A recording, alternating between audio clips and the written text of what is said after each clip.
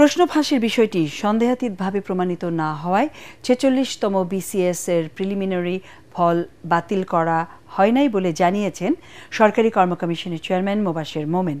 আগারগাঁওয়ে commission অফিসে অনুষ্ঠিত সংবাদ সম্মেলনে পিএসসি চেয়ারম্যান বলেন, প্রশ্ন ফাঁস ঠেকাতে বিজি প্রেসে বিসিএস এর প্রশ্নপত্র না ছাপানো সহ গুরুত্বপূর্ণ নানা সিদ্ধান্ত নিয়েছে বর্তমান কমিশন।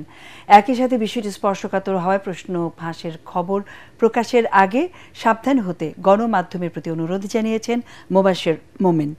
আগামী ১.৫ বছরের মধ্যে বর্তমান বিসিএস জট কেটে যাবে বলেও জানান তিনি।